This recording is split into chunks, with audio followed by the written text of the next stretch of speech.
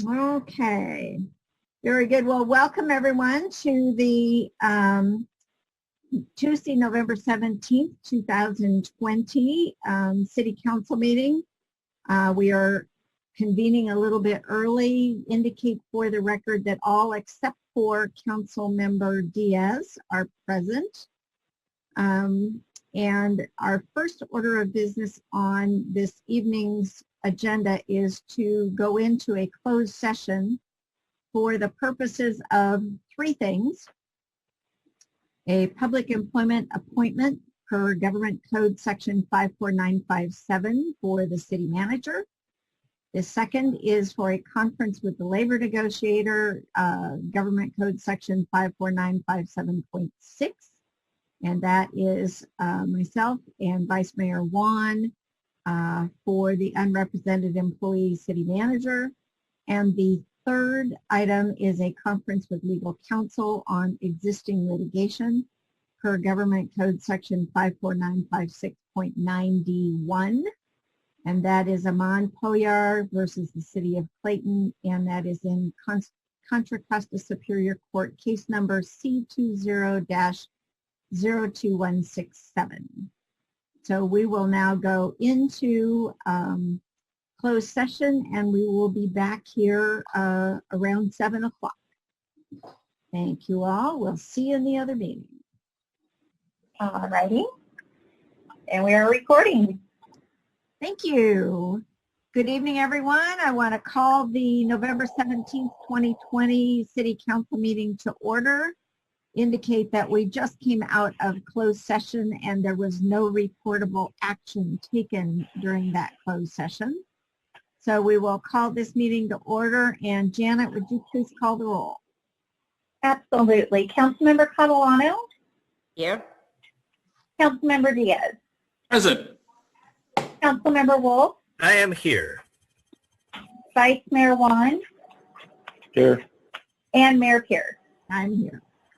All right. Thank the next item of business is the Pledge of Allegiance. And Councilmember Diaz, will you please lead the Pledge of Allegiance, and the rest of us will follow along silently. Thank you, Mayor. I pledge allegiance to the flag of the United States of America and to the republic for which it stands, one nation, under God, indivisible, with liberty and justice for all. Thank you, Jim. The next item on the agenda is the consent calendar. I will be recusing myself from item 5F.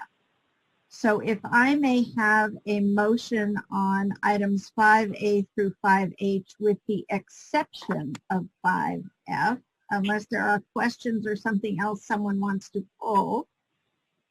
I have some questions on a few of the items. Okay, which items? Before we do that. Items, actually several of them. Item D, E, and D and E, I guess. And I have a question on item G. Okay. So why don't we just get into all of those then, and we'll start with item D, the contract for the emergency planning consultants for the hazard mitigation plan. What's your question? So on the staff materials, the documents are placeholders for the resolution. It's a template with a bunch of blanks on it. We're not approving that, right? Because I would think that we would come back with a completed or a prepared document when you look through the materials. Scott, I'm going to call on our city engineer to answer. He's the lead on this item. Yeah, unfortunately, I was the lead, but I didn't prepare the report or the resolution, so I'm in the dark because I didn't see the resolution with the blanks as discussed. I can pull the thing up and check it. I can then get you an answer, but I need to look at it quickly first. So I guess the question, yeah, I mean it's a template. Yeah, it's a template right now. Yeah, what is the timeliness of this? Is this something that has to be done tonight? Can it be done in the middle of December? It'd be better if it was done tonight, Mayor, if we can. So let me see if I can get the question answered, and I'll get it to you. Yeah, because right now what we've got is a blank document with a ton of empty spaces, and then we've got a suggested, I guess, a bid on what they would provide, but it's not, the items are not inserted into a contract. Yeah, it doesn't seem like this is something that can get resolved quickly. There's several things that are outstanding. I wouldn't approve it based on this.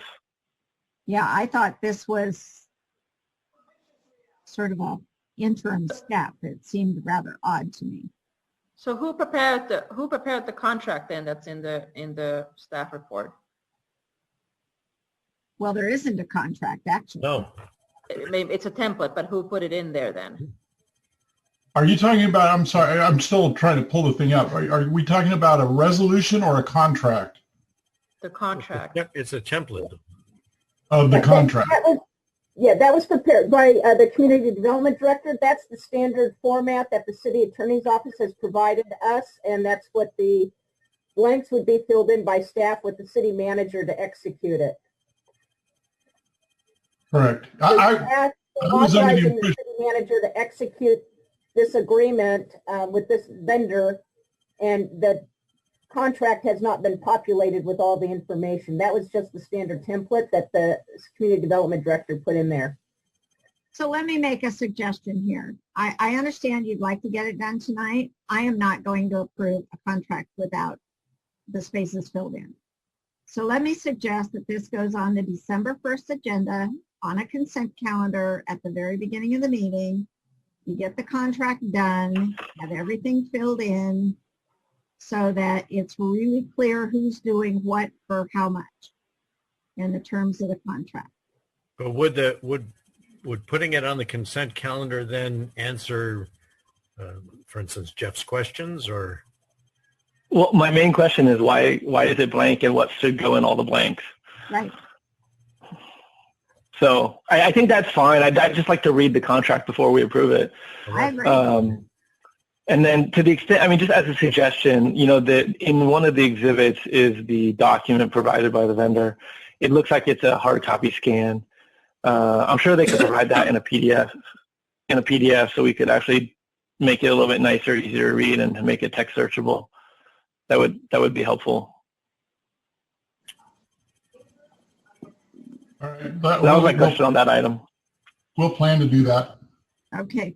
Thank you, Scott. Okay, so item E, Jeff. Hold on, I'm scrolling here. E. So this is increasing the purchase guidelines. I think this was a three-pronged item. One was, let me pull it up here. There's three things going on. One was increased spending limit single transaction. One was guidelines for sole sourcing. And the other was providing exception to procurement for essentially where other public agencies have gone through the process. I think that number 3, the sole source, number 3, the competitive procurement for other public agencies, I think that piece is good. I think I would want a discussion around number 1 and number 2, given some of our history with controls and spending. I am not sure that I would want that on consent to talk about how we're going to allow for increased spending on that. So that piece I was a little surprised by. I don't know if I would concur with the increased spending limits on number 1 and the wording around number 2. So the question of the interim city manager would be, is this necessary for the execution of the street paving project, or can this wait a month as well? So this item 3 on the piggyback clause is necessary for your energy sustainability audit that's coming to you on December 15th. So if you wanted to approve the policy with only that modification and all other modifications to stay in place, that could be amended in your motion, and then that would allow the climate tech agreement to come forward on the 15th for your sustainability review, where we are going to use Concord's RFP process and procurement procedures as a basis for use of them instead of Clayton going through an entire RFP process. Could they not be on the same agenda, just one before the other?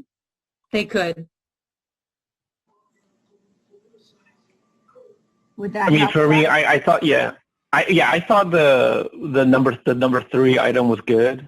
I thought that was a good way to go.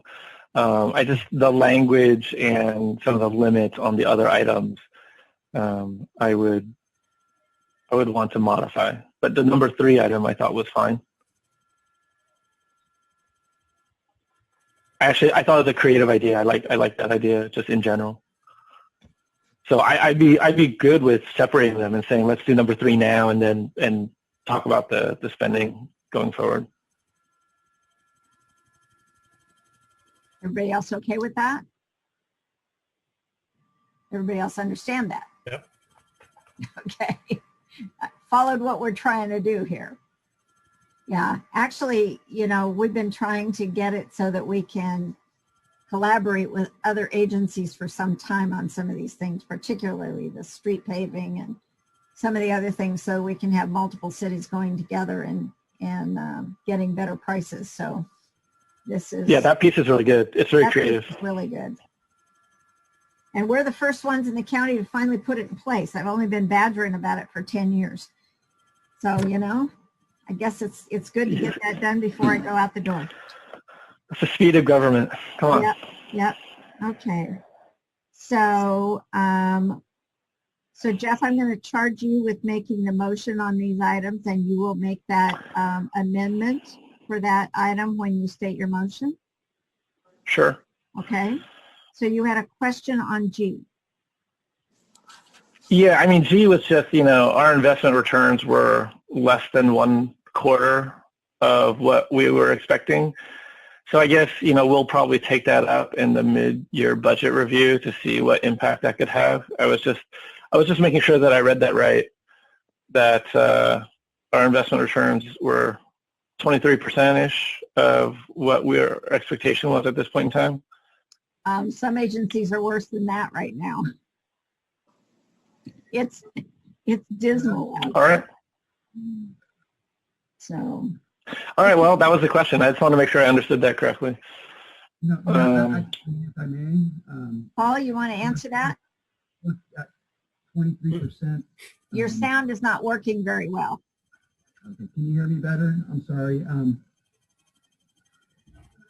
That's a little better. Speak closer to your computer, maybe. I tested it with. No, he's on mute. No, we could hear you. It was just garbled. Don't go on mute. Yeah. Now the 100,000 is what we budgeted for the whole year. So at a quarter of it should be $25,000, Councilman Juan.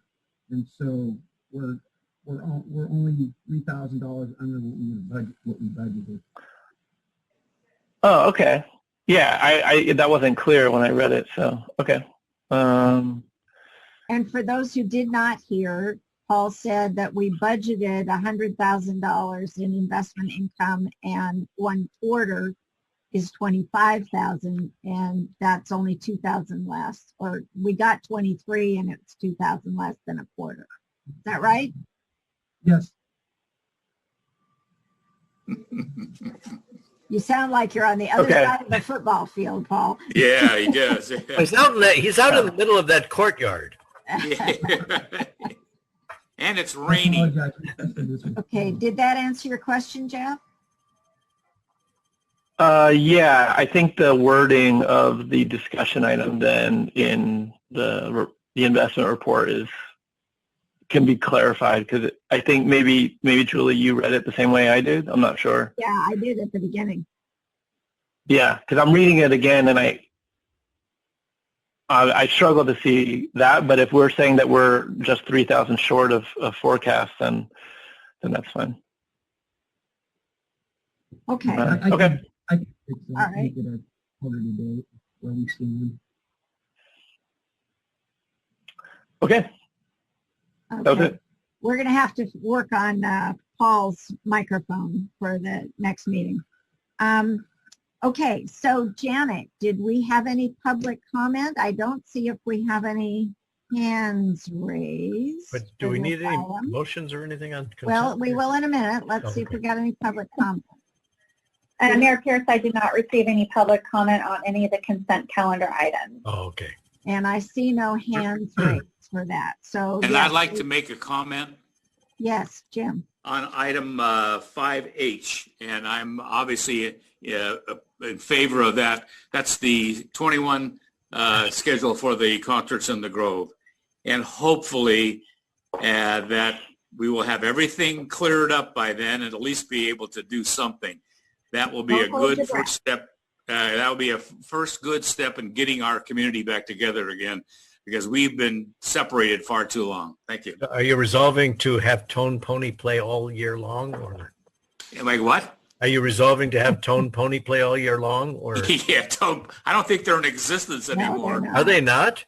No, they disbanded. They disbanded. Yeah. So, and on that, we have a contingency clause in the contract that very clearly says that if the health regulations do not allow us to go forward, that Right. we'll cancel again this year, just like we did last time.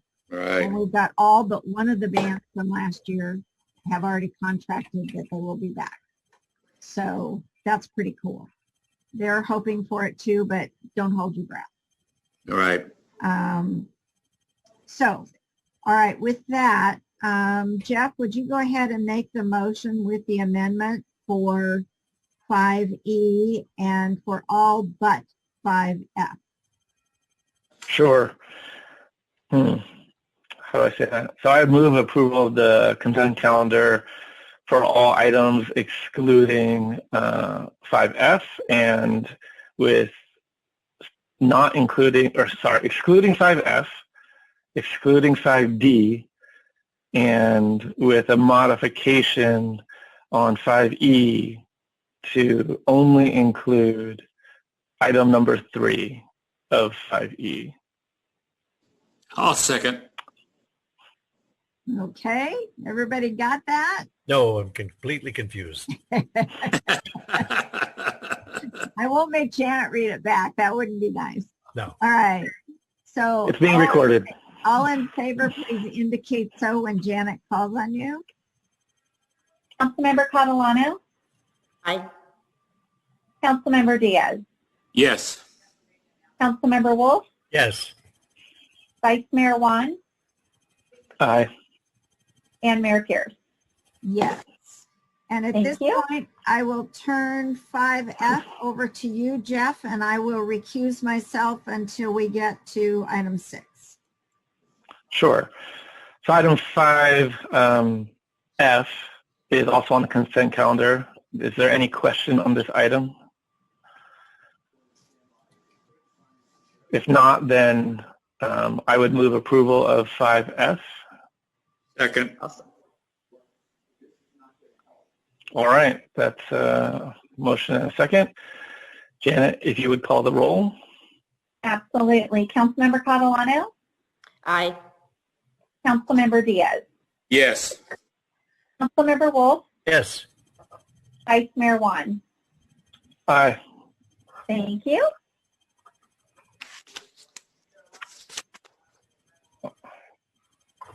Back to you, Julie. Okay, thank you very much. The next item on our agenda is the fun part of the meeting. And this is recognitions and presentations. The first item is a proclamation in appreciation of Fran Robustelli, our interim city manager.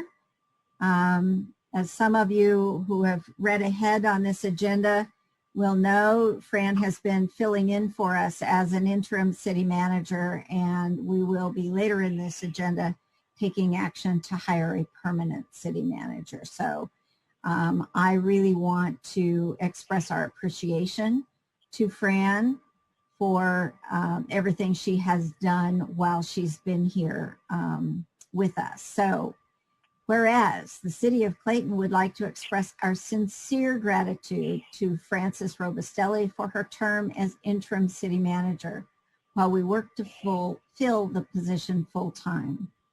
And whereas during her time in Clayton, despite COVID, Fran embraced the challenges of dealing with the pandemic. And whereas Fran got to know many of our local community members and initiated a Clayton presence on social media, including Facebook and Nextdoor, populating these pages with regular updates and information about our community, including the Clayton Employee of the Week and Fun Fact Fridays. And whereas Fran kept the community informed via social media with regular updates of the planning department and police department, as well as on progress made in the battle with the wild feral pigs damaging our community park and homeowners' yards. And whereas Fran utilized the services of a volunteer college intern to begin the development of a citywide communications and outreach strategy. This program will keep citizens updated on issues at City Hall by initiating a listserv database where citizens can sign up on our website to receive agendas, meeting notices, and information about city business. And whereas Fran negotiated a new 2-year contract with our miscellaneous employees group, and whereas Fran worked with staff to upgrade City Hall computer systems to current standards and to help initiate a digitizing platform storage program, whereby archived paper records can be scanned into a searchable PDF records for easier reference. And whereas Fran has addressed the COVID challenges by improving the telework capabilities of employees when necessary to work remotely, and augmented our PPE resources for the safety of all staff. And whereas Fran oversaw the improvement of our virtual online Zoom meetings, adding attributes for a more friendly interface with the public. And whereas Fran worked with our planning department to secure REAP and LEAP and SB2 grants to help with the preparation of plans for the next housing element and RENA. Now, therefore, I, Julie Pierce, Mayor, on behalf of the entire Clayton City Council, do hereby thank Fran Robustelli for her service as our interim city manager, for her energy and creativity. We look forward to having her visit us regularly for community events post-COVID, and we wish her well in all her future endeavors.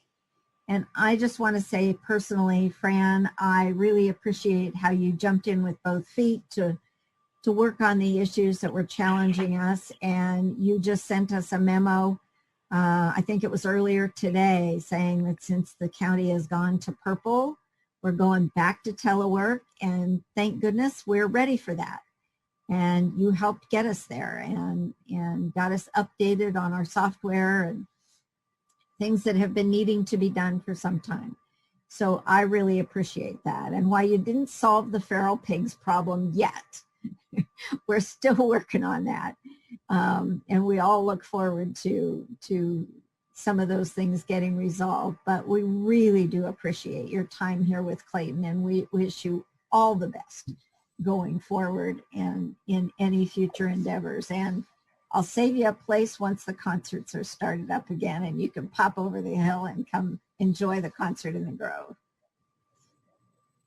Thank you, Mayor Pierce, City Council members. It's been amazing. I've made some great new friends, colleagues, and I will definitely be back for the festivals and see you all around town. So thank you very, very much. I appreciate it. Absolutely. Jim, you wanted to make a comment? Yeah, I want to echo everything that's in this proclamation.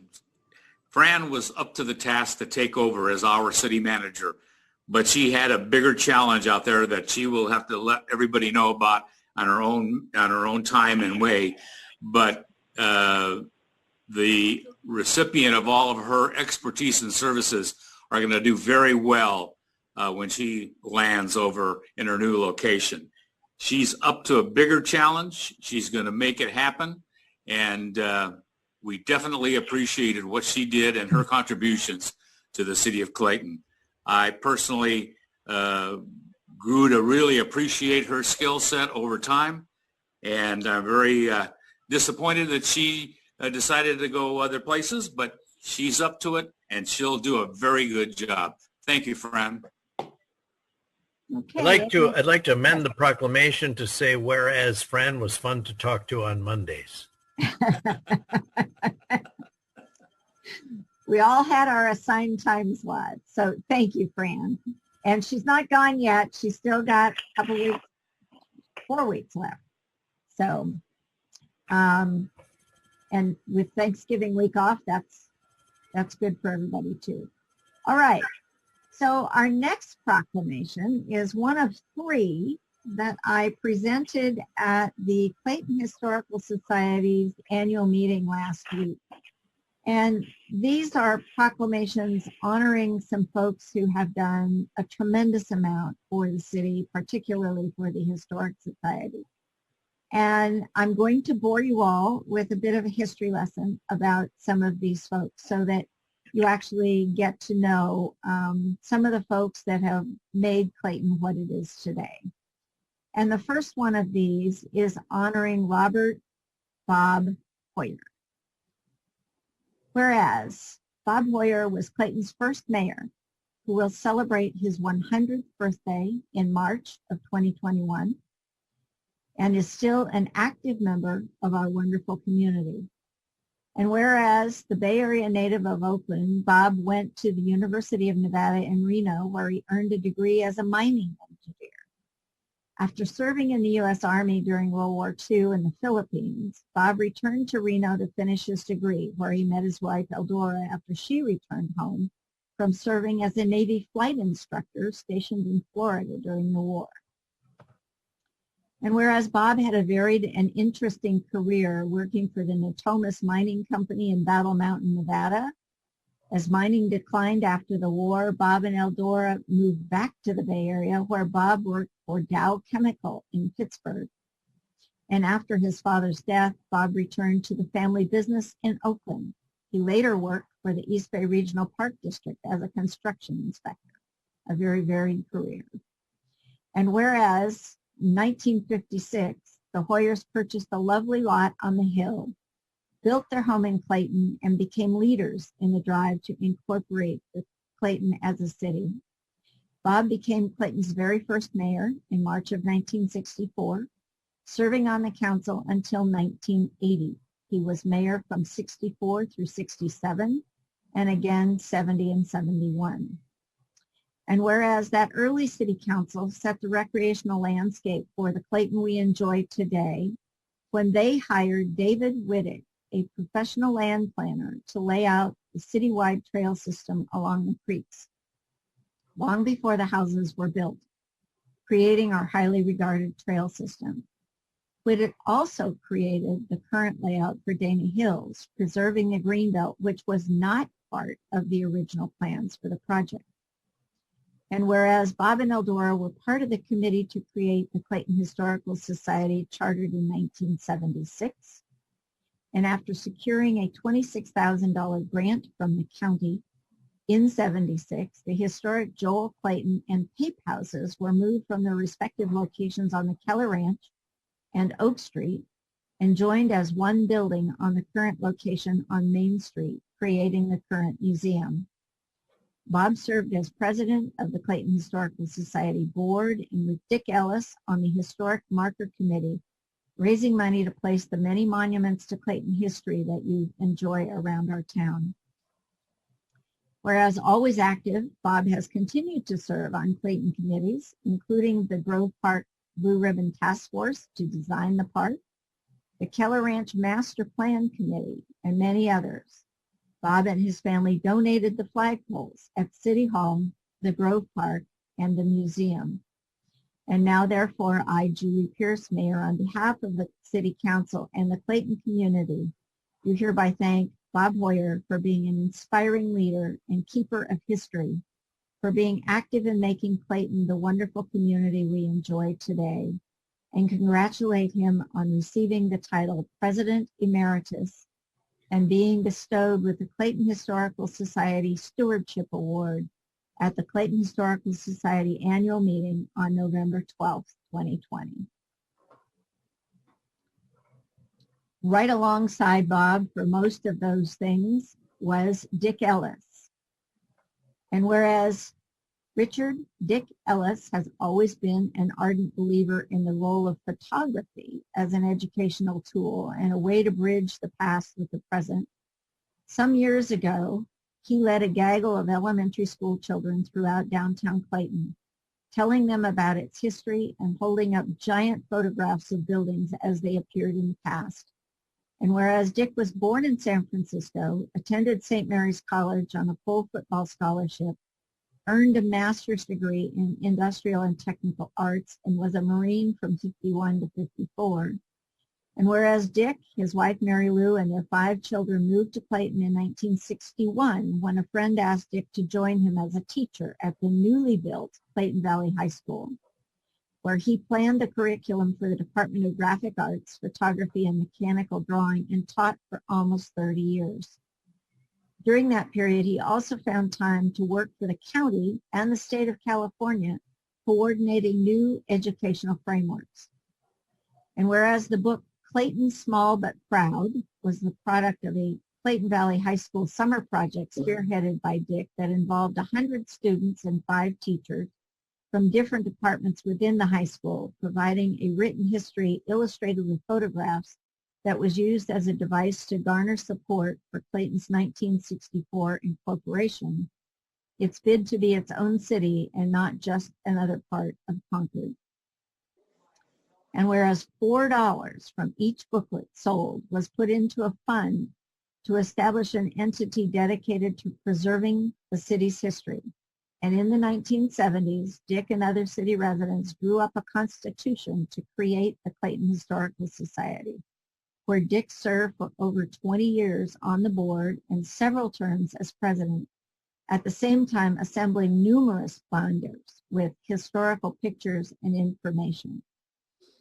And whereas Dick was asked by a fellow CVHS teacher to join a group traveling to China as their photographer, it was this trip that inspired he and Mary Lou to keep traveling in subsequent years. And whereas they were the Clayton residents who first went to Bucksworth, England, and fostered friendships that led to our city's twinning with the little town where Joel Clayton was born. They visited Bucksworth several times over the years to collect information about the Clayton family. And this research, along with Dick's photos, fill numerous binders that are available for anyone to peruse today. Now, therefore, I, Julie Pierce, Mayor, on behalf of the City Council and the Clayton community, do hereby thank Dick Ellis for being an inspiring educator, a dedicated preserver of history, and an enthusiastic supporter of the town of Clayton, and congratulate him on receiving the title President Emeritus and being bestowed with the Clayton Historical Society Stewardship Award at their annual meeting on November 12, 2020.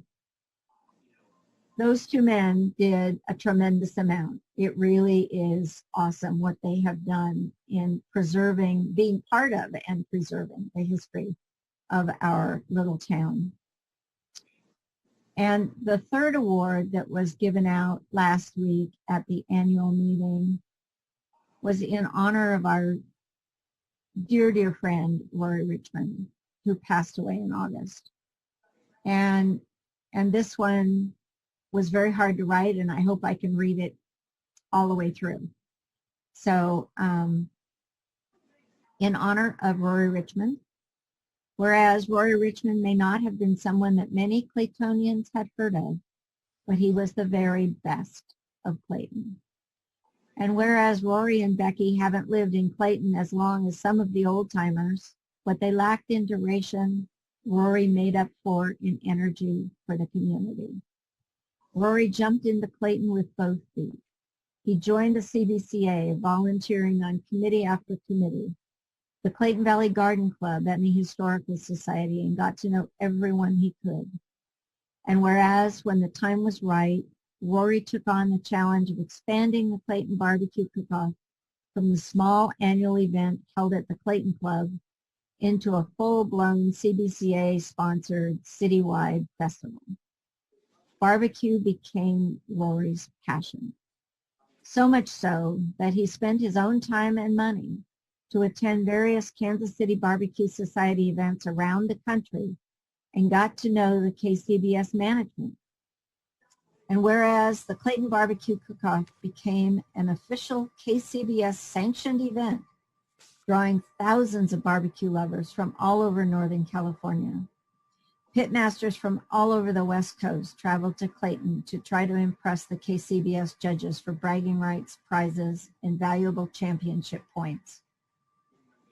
And whereas Rory got the community involved by holding annual KCBS judging classes, where several hundred Claytonians have become officially sanctioned KCBS judges. And whereas Rory Richmond passed away on August 22nd, 2020, just before the last weekend in August that would have been the 11th annual barbecue cook-off in Clayton.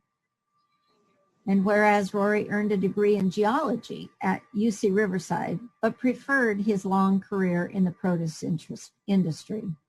Given this, he was well known for promoting almost equally kale, yes, that leafy green vegetable, and the annual Clayton Barbecue Cook-Off, his true pride and joy. And whereas Rory loved gardening and growing succulents, he was an avid volunteer for the Clayton Valley Garden Club, propagating plants, working in the hoop house, helping with plant sales, and doing whatever needed doing. And whereas Rory also had a passion for history, he became a mainstay member of the Clayton Historical Society, helping with the never-ending maintenance of the Historic Museum, working in the garden, or volunteering for fundraisers. Rory was always there. And whereas Rory Richmond was honored with the Clayton Historical Society Special Recognition Award at their annual meeting on November 12, 2020, and whereas Rory was about so much more than barbecue, art and wine, or Oktoberfest, garden club, or Clayton Historical Society, or any other event that needed a volunteer, he was a kind, gentle, giving soul that believed in the good in all people. He was a true friend that loved Clayton and left us much too soon. Now, therefore, I, Julie Pierce, Mayor of the City of Clayton, on behalf of the Council and our entire community, extend our heartfelt thanks to Rory Richmond and our sincerest condolences to Rory's partner, Becky, and his family. Rory truly represented the absolute best of Clayton. Anybody want to say anything about that one before I go on to the next one? About the Rory? Yeah, any of them. Let me just say this. I work with Rory on most all of the barbecues, and he was so proud of the fact that it was so well received in this town.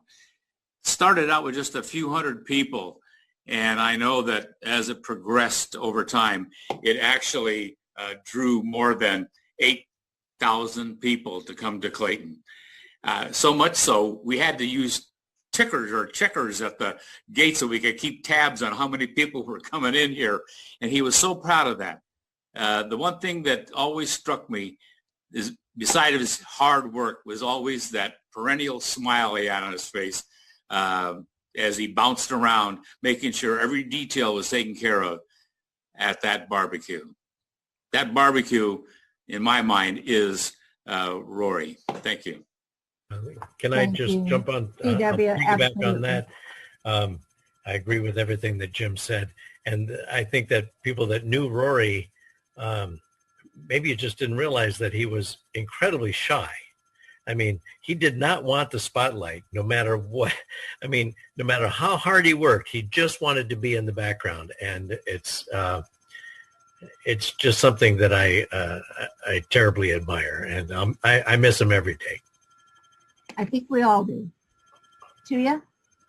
Yeah, just a note. I mean, I think all of us agree on what was said about Rory, and he was truly one of those people who would always volunteer and always offer to help and do more. And that's really why, I think in the end you said he truly represents the absolute best of Clayton. I think that's true.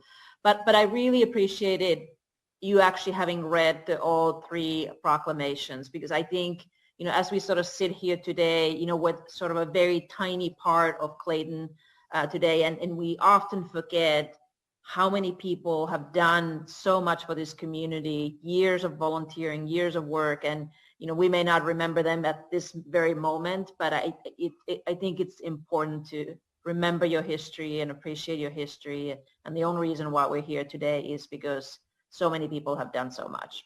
So thank you for reading them all. Thank you, Tuya. I appreciate that. We have one more, and this is to declare November 30th through December 6th, 2020 as United Against Hate Week. This one is shorter. Whereas the Constitution of the United States confers equality to all individuals, regardless of race, gender, orientation, religion, or political beliefs. And whereas United Against Hate Week was created by civic leaders in direct response to the increase in expressions of hate and rhetoric of divisiveness in our communities. And whereas the City of Clayton is dedicated to preventing and opposing hate in our community and does not tolerate any prejudice, racism, bigotry, hatred, bullying, or violence toward any groups or persons within our community. And whereas the City of Clayton supports the United Against Hate campaign, which empowers residents to take action in their local communities and alter the course of growing intolerance. And whereas the City of Clayton seeks to join other Bay Area cities, towns, and communities in United Against Hate Week as an important step in bridging divisions, building inclusivity, and strengthening our community. Now, therefore, I, Julie Pierce, on behalf of the Clayton City Council, do hereby proclaim November 30th through December 6th, 2020, as United Against Hate Week in Clayton, California.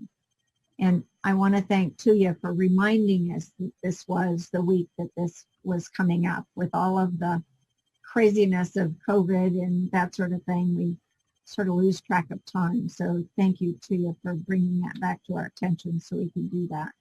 That's something we all need to chime in on. So I think Jeff wants to make a comment. Yes, Jeff?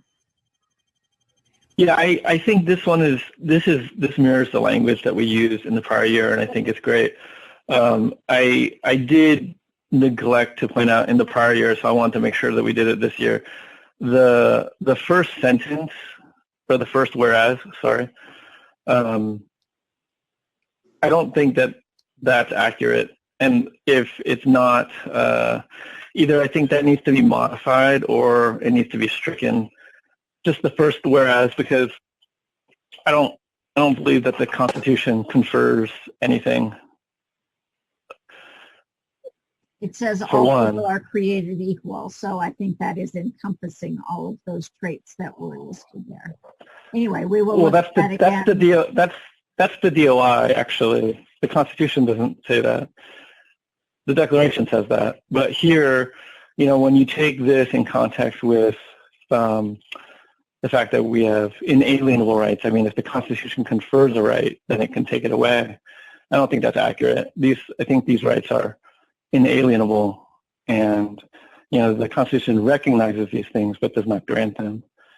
And so, pursuant to that, as well as the Ninth Amendment. Okay. Very good. The next. Before you do that, I would like to make a couple of observations about the two gentlemen that you mentioned in your proclamations. And first of all, I want to acknowledge again the fact that Dick Ellis has made many contributions to Clayton, and specifically to the Historical Society, which I've enjoyed to go over there and see some of the things that he helped make happen. Back to Bob Hoyer, our first mayor. Two things I want to bring out. Number one, he and I share love of music, and he actually prepared two CDs for me out of his collection, out of some great big band music that he really, really enjoys. But the thing that I thought was the most unique, back in his 95th year, I ran into him at some event, and he came over to me and he says, "I want to show you something," and he pulled out his brand new California driver's license.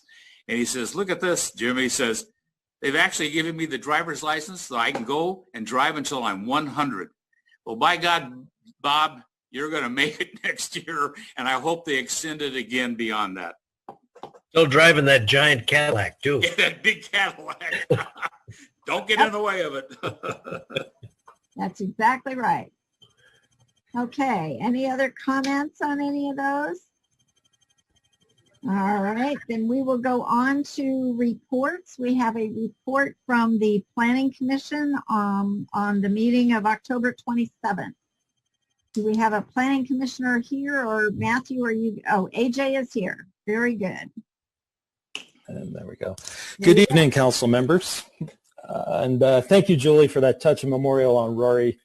He will be sorely missed, especially this Saturday when the CBCA gets together to set up the holiday decorations in downtown. So he was always a big help at everything. On November 10th, 2020, the Planning Commission met and all 5 commissioners were present. We voted unanimously to continue the public hearing to December 22nd for the Oak Creek development. And then please note that the meeting for next week, it's been canceled, and we are scheduled to meet again on December 8th for a public hearing on the Diablo Meadows project. And in closing, I'd like to thank Fran and Tuya for your service to our city. And I want to congratulate Jim on your re-election. And I look forward to setting up the concerts in the park on Saturday mornings this summer with you. So. And with that said, I'd like to wish everyone a safe and happy Thanksgiving, unless you have any questions. Okay, any questions for AJ?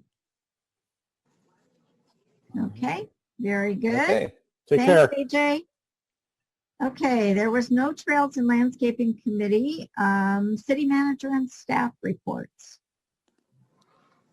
Good evening, Mayor and City Council members and community members. Just a quick reminder that we are in purple tier in Contra Costa County, and you all probably have heard, but most indoor capacity limits have been reduced, and many non-essential businesses such as gyms are closed completely, and we also have limited capacity for indoor services. So if you want more information, please visit the Contra Costa County website to get a complete overview of what is restricted and what's allowed. Okay, any questions of Fran? All right. Very good. Now we will go to City Council reports, and let's start with you, Jeff.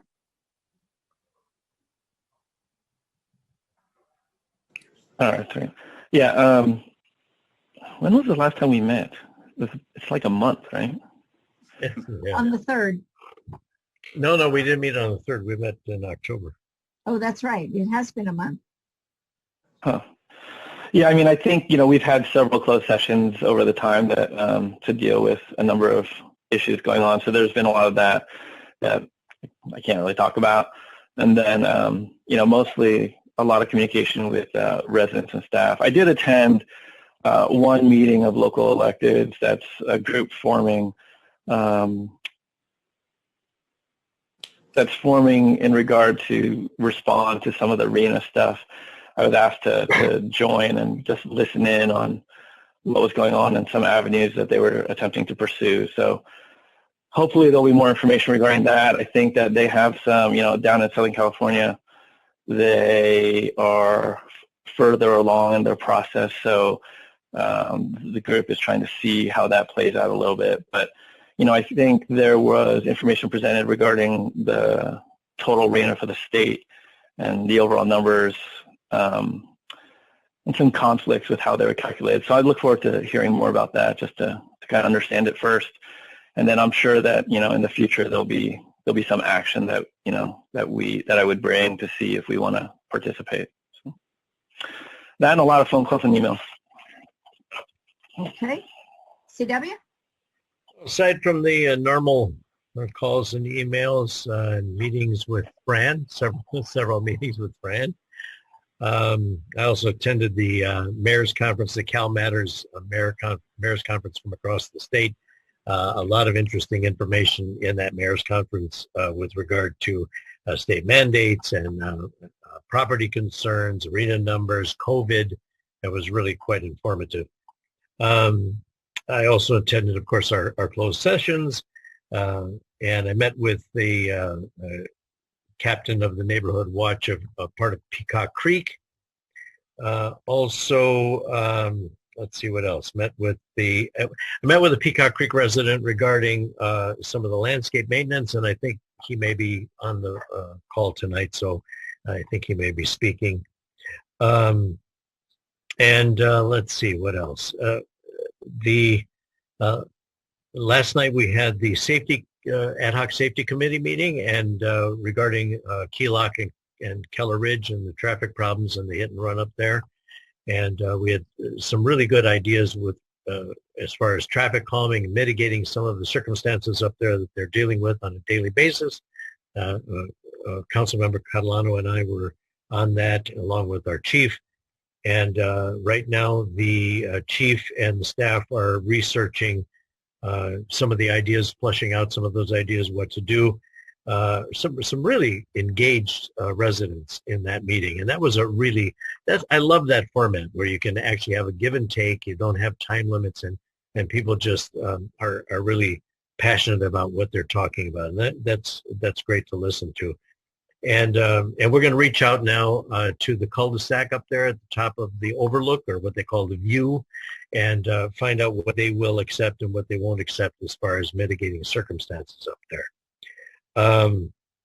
Let's see if there's anything else. I think that there's one thing. I got some communications with regard to the flags in town, and I know it's been on social media as well. I just want people to understand that the flags downtown are going to be coming down this week when the Christmas decorations go up, and they will go back up again just before Memorial Day. And that is the city's responsibility. Those flag poles, the flags on the poles are the city's responsibility. And we're going to take care of putting up some new flags there. So I know there's a fundraising effort going on right now, and I think that's somewhat misguided in that that doesn't need to be done. So if you have friends out there that are talking about this on social media, please make them aware that we are going to replace those flags. They won't be tattered. There'll be brand new flags come Memorial Day. And that is my report. Very good. Jim? Thank you. Had, again, attended all of the closed sessions, but I did want to comment on November 5th, I attended the mayor's conference. And that was very interesting. One of the reports that was rather extensive that I'm not sure of everybody's awareness. I know the mayor is, but I'm not sure about everybody's awareness. They gave a report on the rising tides.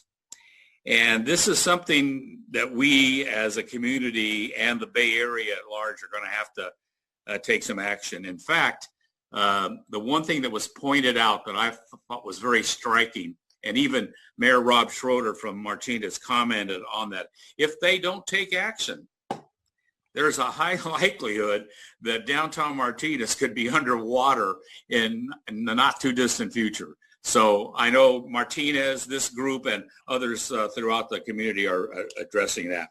One thing I can't let go by was November 10th was the 245th anniversary of the United States Marine Corps. It was immediately followed the next day on the 11th, Veterans Day, and unfortunately, because of circumstances, we have not been able to recognize our military as we have done in the past. The 13th had meetings both with the city manager and the chief of police to discuss a variety of issues, including last night I attended and observed on the Public Safety Ad Hoc Committee a lot of the fine recommendations that the community made to that subcommittee, and hopefully we'll find some things that'll be satisfactory to most of the parties and be able to move forward. Thank you. Thank you, Jim. Tuya? So I also attended all of the closed sessions that we had in the last month. And then, as CW already mentioned, we had the ad hoc public safety committee hearing or meeting last night. And CW already summarized the content, but I did want to point out, I think the format of that committee has worked out really well, and is definitely, I think, something that could be looked for other citizen-involved committees in the future. Because I think it's just, when you take away sort of the 3-minute clock type timer thingy, I think it just works really well in just being a better way for citizens to communicate. So anyway, just the point for future committees. But that's it for me. Hey, I wanted to follow up on that Public Safety Committee. Again, this afternoon, I decided to go up again to Key Lock and just to check it out and see what was going on. I have to observe and make mention of this. On my way back down, I was driving specifically at 25 miles per hour. And there was, I don't know if it was a resident or it was somebody visiting up there. They rode my tail all the way down to Oakhurst Boulevard. And then as soon as I got down there, zip off to the left and he went off someplace. So there is a problem with traffic up there. Yes, there certainly is. Is there can I ask a, yes, sorry. Go ahead, Jeff. Is there an expectation on when the information and research done by Chief is going to come back? I'm curious. We're going to be doing of course, with the change in the council, the next meeting will be with whoever's on the committee, and we'll have to come up with a specific date. But we promise that we'll be talking directly to the people at the end of the cul-de-sac there, along with maybe 4 or 5 houses down, to see what they would accept as far as some mitigating circumstances up there. There was a lot of conversation last night with regard to many ideas. But it's going to come down to the people that actually live at the top up there and all the way down. So I think it's going to come down to the next meeting of whoever is on that committee. And so I'm expecting sometime in mid-December. Okay, thanks. Okay, and there are some interim things that can be done if the neighbors are okay with it. So we're going to leave that in the hands of the Public Safety Committee and the interim city manager for the time being, and hopefully we'll have some recommendations back for the council in mid-December.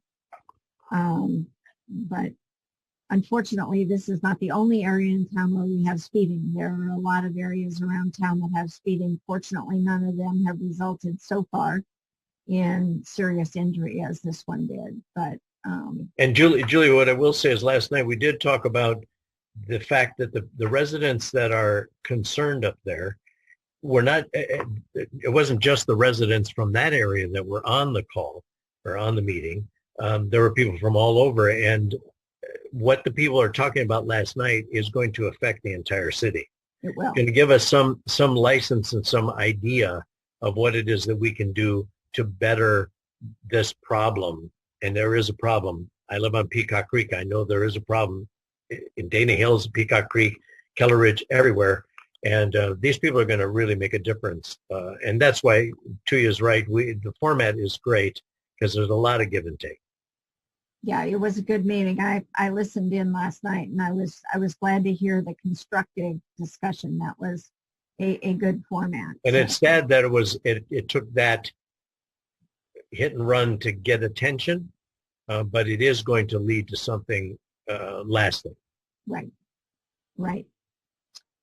Okay. I too had quite a few meetings in the last month. A couple of meetings of the Contra Costa Transportation Authority, several Association of Bay Area Governments meetings, a couple of very informative webinars, and I don't know whether staff ever got on to a couple of them or not, but they were really informative about the tools that ABAG is offering to local jurisdictions, where they can actually give us a lot of the template data that is required for our housing element so that we don't have to pay somebody to develop that. It's actually down to the parcel level. We will have to work with some of that data to customize a little bit of it, but we won't have to do the original research, so that's going to save us money. They're also putting together a consultant bank for people to contract with, and they'll even administer the contracts if we want them to have a bank of consultants that will do exactly what it is we need to have done going forward in the next cycle, which will start probably the end of next year is when the cities will start putting their housing elements together once we get the RENA numbers sorted out. I did attend all of the closed sessions for hiring a new city manager. The Admin and Projects Committee at the Contra Costa Transportation Authority took an action. We are also looking for a new executive director and in the process of hiring a new executive director to succeed Randy Iwasaki, who is retiring the end of this year. And so we're going through that process, and in that process we adjusted the pay ranges for the executive director to lower the bottom end. Not everyone is a Randy Iwasaki, a former head of Caltrans, so to allow for some younger folks with less than 30 plus years of experience, we thought that would be a good thing. So we did that, and we are in the process of vetting and getting ready to hire a new executive director there. Also attended the mayor's conference. In addition to the Rising Tides presentation, we brought everybody up to date with where we are on the RENA numbers and our concerns there, and we continue to advocate for a different methodology, although that decision has been made in draft form, and the public hearing was held last week at the Regional Planning Committee, and I fully expect that all of ABAG will approve it as it stands. That does not mean that we're done raising objections. In fact, I have an ABAG meeting on Thursday night where I will probably be voting no for one of the first times ever on aspects of the forward-going regional plan.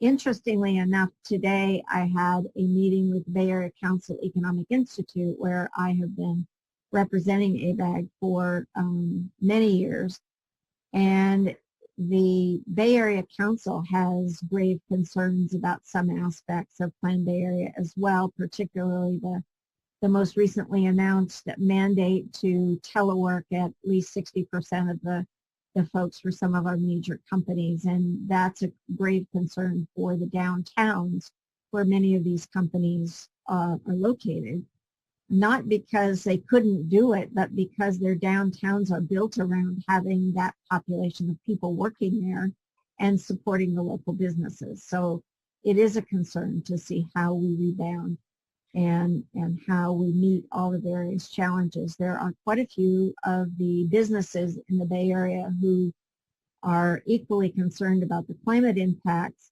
but also concerned about where the housing goes and how we deal with some of the state mandates. And I think there probably is some real support.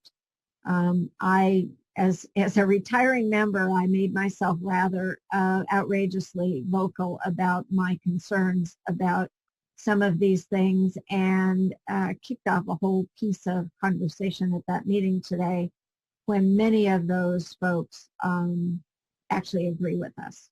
So we will see what we can do for advocacy in that arena to try to move the needle on the regional level. These are some pretty big power brokers. The head of Google's housing department, some of the biggest developers and their representatives are on there. So this is a group of pretty influential folks, and if they're agreeing with us, then I think we have a shot. So I will keep plugging right up to the last. We met with our TransPAC group, which is our Central County Regional Transportation Planning group, put together our work plan for the next year. I think there are 4 more Association of Bay Area Government meetings in this last month. The Bay Area Regional Collaborative talking again about the next year's work plan, and that Bay Area Council Economic Institute meeting today. So it's been a busy month for everyone. All right, so we will go on to public comment on non-agenda items. Was that a question, CW? Did you have your hand up? You were just waving. Okay. All right. The next item on the agenda is public comment on non-agenda items. This is an opportunity for members of our audience to comment on any item that is not on this evening's agenda. You will be limited to 3 minutes, and if you can raise your little blue hand, or if you are on the phone, press *9. And I'll give you a second. Pete Lawrence is the first hand I see. Others, go ahead and raise your hands. Pete Lawrence's hand disappeared, and I don't see Pete. Janet, did you let him in? Or maybe he disappeared. Nope. Mayor, here for Lawrence unraised hand. Oh, there he is again. There he is again. Let him in. All right. Pete, unmute yourself.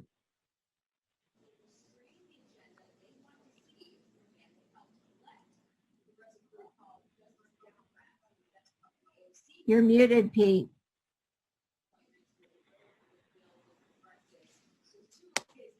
Can you hear me now? Go. Now we can hear you. Thank you. There we go. It's a pleasure to watch a city council meeting from my living room on my cell phone. And I didn't even go out and get a Coke or a drink or anything either. I listened to almost all of it. And I wanted to second your, with Dick Ellis and Bob Hoyer getting all the kudos that you can't do them justice. They've done so much for our town. And on that subject, Julie, you also, with this coming close to your thing, I would want to compliment you for all the hard work and hard work that you've done for Clayton and in the regional situation. And then also to you, she's been great on the council. I wish her the best, and she's going to probably find something else to fill her time with, but she's did a great job for Clayton. So anyway, as a person in the audience, I'll wave it off, and the next person can do what they'd like to do, but I just wanted to be sure and compliment you people. Thank you so much. Thank you, Pete. That's very nice. Is there anyone else in the audience that wishes to speak on an item not on tonight's agenda? I don't see any hands coming out. So we will close the public comment period. We have no public hearings this evening. We have 4 action items. The first one is the formation of an ad hoc committee to review the draft financial statements, and we have a report from Paul Rodriguez, our finance director. And thank you, and good evening, Honorable Mayor. And can you hear me okay? It's much better now. Thank you. Okay, good. I'm not at my desk. I'm at Laura's. Anyway, good evening once again. Staff has been working really hard with the auditors to get the fiscal year ended June 30th, 2020 closed and ready for draft financial statements. With that, in the past, there has been a committee, I think it was the Finance Committee, had met with the auditors to go over the draft financial statements in a more detailed and informal setting. Given that we don't have that committee of 2 anymore, I believe during the audit, the whole council acted as the Finance Committee. With this staff report, staff's recommending that the council by motion appoint 2 members of the City Council to form an ad hoc committee to review the draft of the audited financial statements prior to bringing it forth before the entire City Council at a meeting sometime in the near future. I'm happy to answer any questions you may have. Okay, Paul, what is the timing on bringing that back? So we're pursuing a pretty aggressive schedule right now. We're hoping to have the draft financial statements before the City Council, the full City Council by December 15th. 15th, correct. That may or may not happen. it certainly is a feasible thing on my part. I think we can get that done. It's just a matter of getting the timing to meet with the auditors. Myself, I'm still waiting for a couple items from them before I can completely close the books. After the books are closed, then I have to go in and finish writing what's called the management's discussion and analysis and populating a little bit more of the statistical section. But we needed to have, if it's the council's desire to have an ad hoc committee, we just needed to get that formed before that time. Okay, that was not quite clear in the staff report. So I would just say I think that's a great idea. We've done it in the past. Could I go so far as to volunteer Jeff and CW to be on that? That's fine, yeah. So isn't it required that the CAFR be filed before December 31? No. No? Okay. In fact, it's pretty rare to get your CAFR out before then. Okay. But if you want to have the subcommittee meet before the December 15th meeting, we need to make that appointment at this meeting. So Correct. Jeff, would you be willing to do that? Yeah, that's fine. I think that's good. And CW, yeah, as soon as we can get, as soon as we can get drafts, I can we can both review independently, take the materials as read, come back with questions. I think it'll make it more efficient.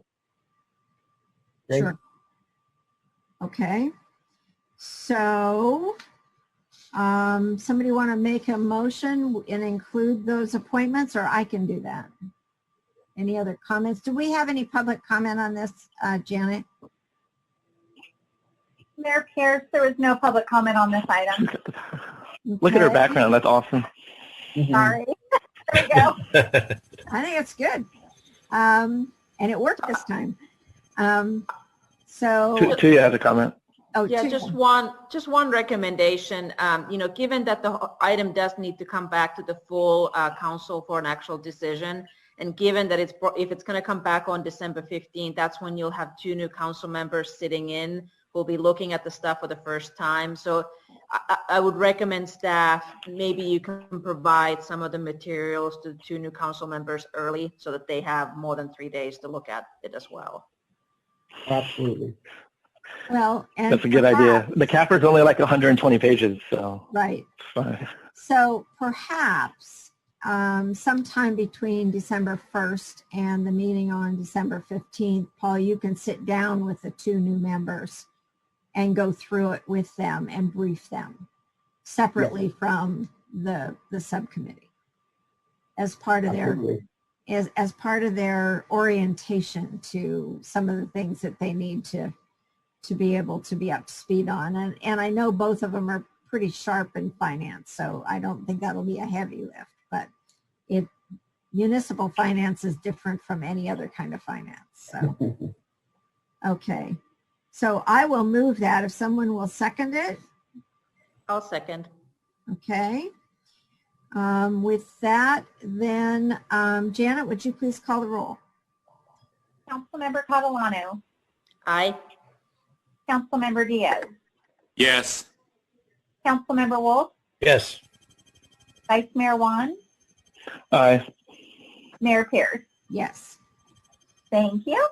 Thank you, Janet. The next item on the agenda is the adoption of a resolution approving the city master fee schedule for fiscal year 2021 regarding certain fees and the user benefit municipal services. This is a routine item relatively, but we have to do it on this part of the agenda. So I'm going to toss it back to Paul for this one as well.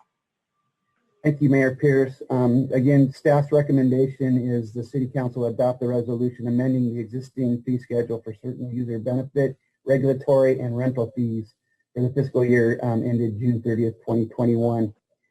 As you're aware, the City of Clayton annually reviews fees to ensure that they are set appropriately to recover costs that are attributable to recovering the underlying cost of providing those services. Adjustments being proposed are consistent with the longstanding policy that voluntary user-driven municipal services bear their own costs. So I used a couple different factors in kept making those calculations. Engineering services were raised by 90% of the June 2019 through June 2020 CPI for the Bay Area of 1.6. It's 90% of that. So any engineering related fees, we're recommending a 1.6% raise if those amounts are over $1. If any of these fees are under $1, we don't recommend doing that. We push it over to the next year. The other factor for other user fees were calculated by taking the cost of living adjustment that was approved on January 6th by the City Council for the miscellaneous employees group, a COLA of 2.1%. There were two new fees being proposed this year. They're both police department fees. A subpoena ducis tecum, which is a subpoena for production of evidence. The fee is a clerical cost. They're capped at $24 an hour. And then the other new fee is the repossession filing fee, which is fixed by the California Government Code at $15. Adoption of the fee adjustment annually provides the ability of the city to keep pace with increasing costs from year to year. And happy to answer any questions that you may have. Questions for the finance director? Jim. Yeah, Paul, I'm looking at page 6 of 8, and specifically at the rental fees related to the gazebo at, and I'm assuming that's at the Grove Park. Is that correct? Yes. Yeah, all of the park. Okay, and you've got fees in there, and I just want to make sure for a rental of a table, and here's what I'm getting to. We've always had some controversy at times when we did the concerts about if there was a rental fee chargeable for reserving one of the picnic tables that's there in the park. Tell me where that is. And the print is much finer than I'm used to these days. Jim, we don't rent them for the concerts at all. We don't? No, Okay. we do not. They're first come, first served, period. Okay. All right, good. That's all I want to know. Thank you. That's all. Thank you. Okay, any other questions of Paul? Is that not something we could put on the table? No pun intended. You could. It becomes a fight. There were a few occasions in the past when people thought they had reserved them or that it had been guaranteed to them through their sponsorship. They misunderstood, and there were mild altercations and hurt feelings.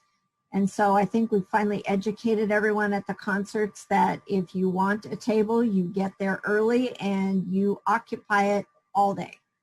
Right, and I want to validate that. And I know a number of people do get there 4 hours beforehand or more. Correct. There are some that are down there when we're setting up at 8 o'clock in the morning. 8 o'clock in the morning, right? And they park a family member there for a couple hours at a time and take shifts all day long. So, yeah. And that's part of the issue, because if somebody came down, even if it looked like it was reserved or there was a sign there, we've had issues. And, signs get taken off, and it just wasn't worth the hassle. So it's Absolutely. Thank you for the clarification. Thank you. Yep. Any other questions of Paul on this item or a motion? Or, do we have anybody with public comment? I don't see any hands raised by any of our attendees. Nope, no public comment on this item. Did we receive any ahead of time, Janet? Mayor Pierce, there's no public comment received on this item. Okay, do we have a motion from the council? I'll move to approve. Second. Okay, a motion by Catalano, a second by Wolf. All in favor, please respond to Janet. Councilmember Catalano. Aye. Councilmember Diaz. Yes. Councilmember Wolf. Yes. Vice Mayor Juan. Aye.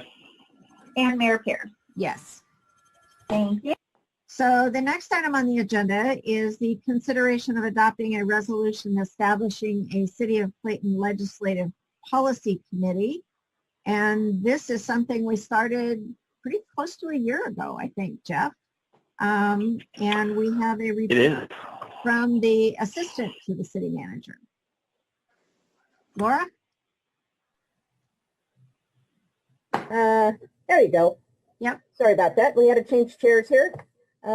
Thank you, Mayor, council members. As the mayor represented, yes, it was approximately a year ago that the city council considered that they would like to have a written legislative policy.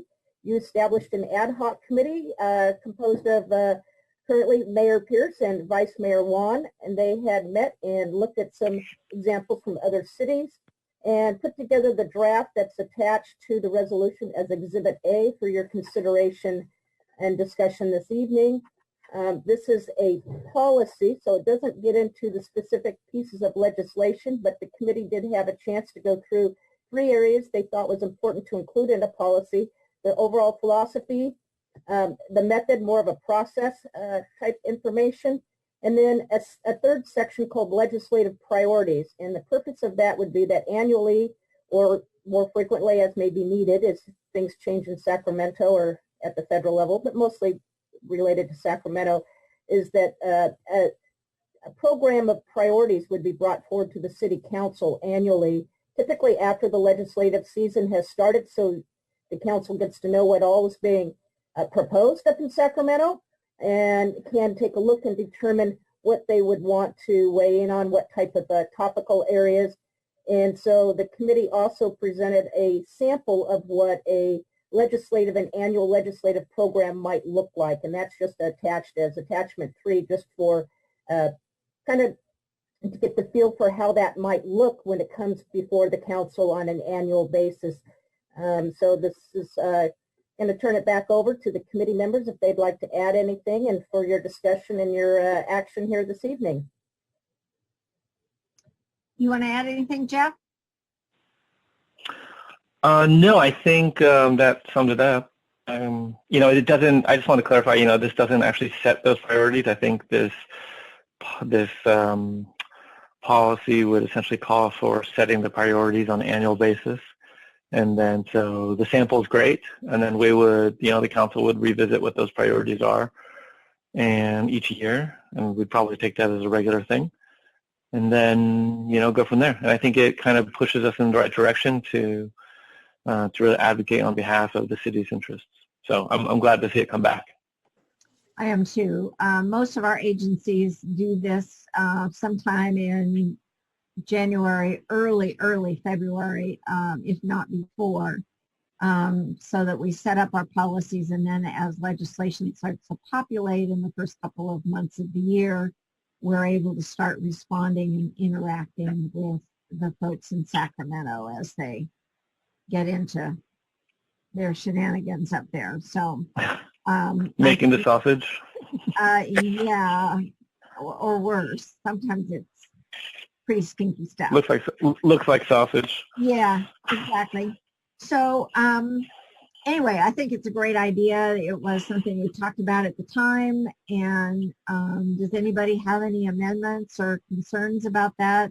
This would be a committee that would go on the list of assigned committees, so that when the mayor makes the committee assignments, probably the second meeting that they meet, maybe the 1st of January it might be, to make those appointments, this would be among those that everyone would discuss and opt in or opt out. So, Tuya? Yeah, I just had a couple recommendations or comments, and I mean, I think overall it looks great. But on the resolution itself, where you have the 4th whereas clause, and specifically when you talk about how the legislative policy needs to take into account the impact it has on staff workload, what I think we mean by that is not only what staff's workload is, but I think it needs to take into consideration staff's ability to serve Clayton residents. So I would love for it to recognize that, yes, staff has work, but one of staff's key functions is also to serve Clayton residents. So be mindful of that.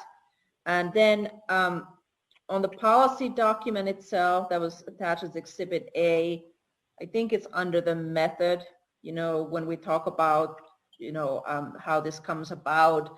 I would propose that, you know, I would love for it to acknowledge somehow that it's not the intent for the city to opine on every single piece of legislation that comes out of Sacramento, because I think that's just too much.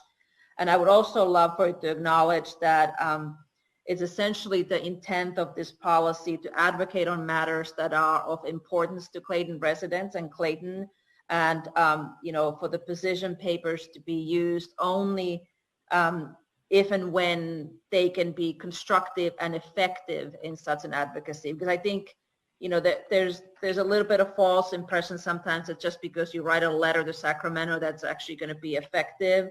You know, I think there's also, we want to recognize that the letters are only so effective that it should not replace some of the other advocacy that we do in discussions and otherwise through our state representatives, for example. So I would love to have just those 3 amendments, or at least I would recommend those 3 amendments.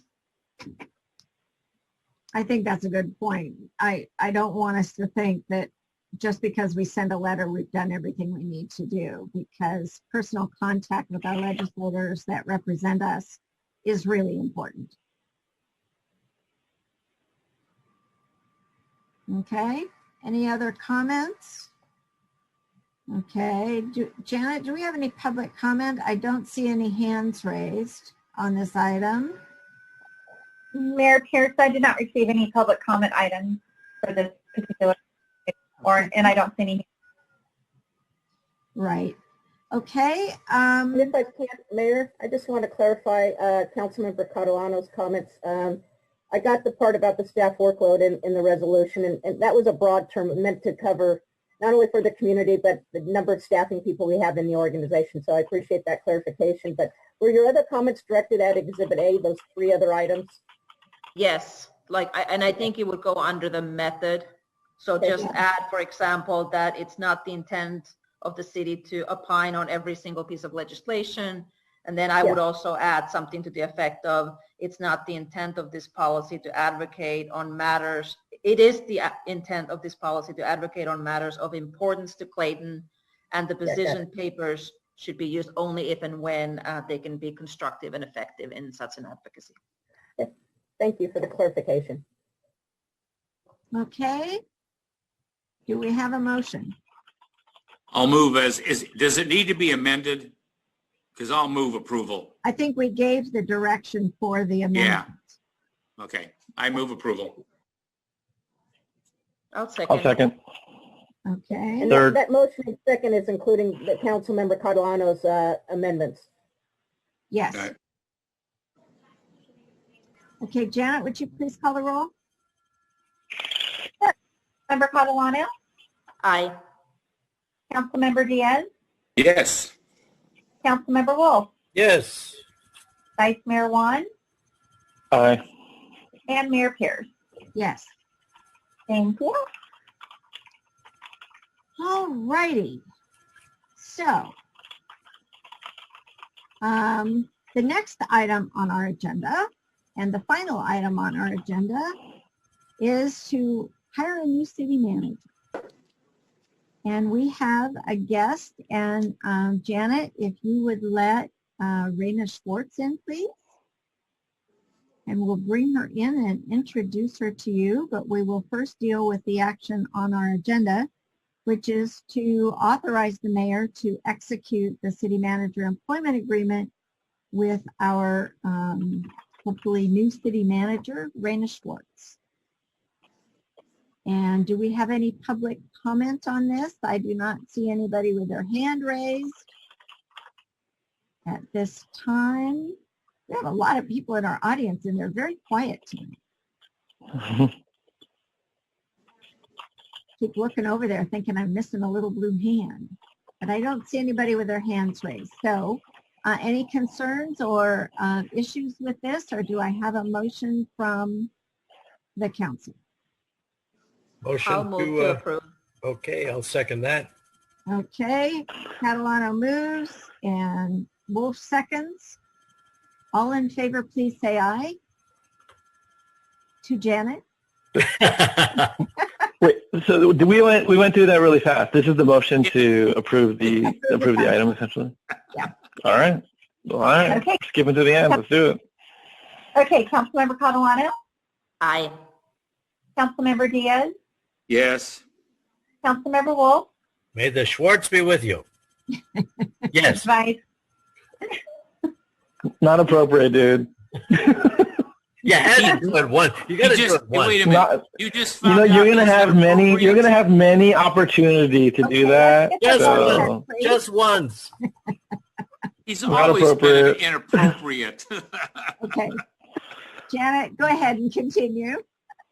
Vice Mayor Juan, Aye. and Mayor Pierce. Yes. And I just want to say we are looking forward to having Raina join us. She will be joining us mid-December. And I want to introduce you to the former soon-to-be former Assistant City Manager to the City of San Pablo, Raina Schwartz. Raina, would you like to say anything? Thank you, Mayor, members of the council. Just very briefly, I'm delighted and honored to have been selected as your incoming city manager. I want to thank Fran Robustelli, who I've worked with within the county for some time on her terrific work as your interim, and I look forward to a smooth transition with her and coming on board really to serve this extraordinary community and continue the work in terms of being a premier small city and also working on all of the issues that are in front of us. So I'm delighted and I look forward to starting in December. Thank you. Wonderful, Raina. We're glad to have you on board. You will have a slightly modified council by that time, and they will be very glad to have you on board as well, I am sure. So welcome to Clayton, and anytime that some of us old timers can be of service, we'll be available too. So I do want to take the mayor's prerogative of congratulating Holly Tillman and Peter Cloven and Jim Diaz on their election to the City Council for the next 4 years. As many of you know, I did not choose to run after 28 years on the council, and Tuya Catalano will be moving on to other things as well. But I wanted to say thank you to Tuya now briefly, and we will do more of that when we have our meeting on December 1st to install our new council. But in the meantime, does anyone else want to say anything before we go to the next agenda item? Just wanted to say welcome to Raina. Welcome aboard. Good luck. You're going You'll have to to need it. get used to CW and his humor. He's just there. He's a character. Yes. Very creative character. So, all right.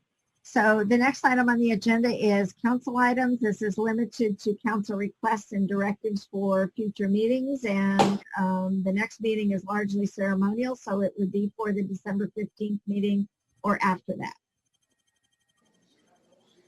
Anything?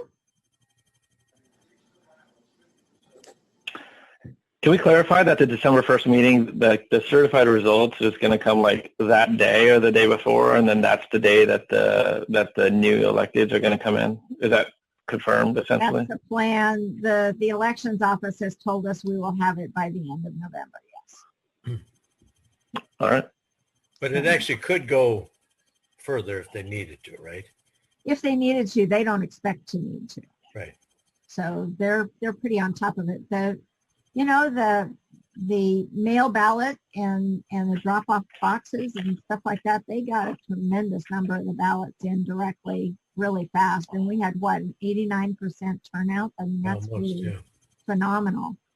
And so they've done a really good job. They had a lot of those ready to count, before election night. So they've done a really tremendous job. And I think a lot of people, especially with COVID, really appreciated having that drop box, both the one on the 3rd floor at City Hall and the one out front of the library, which will now be a permanent fixture. So just don't drop your books in it, okay? All righty. So with that, we are adjourned until our December 1st meeting. Welcome aboard, Raina. Welcome. And thank you, Fran. We really appreciate everything you've done. Happy Thanksgiving, everyone. Be safe. Be safe.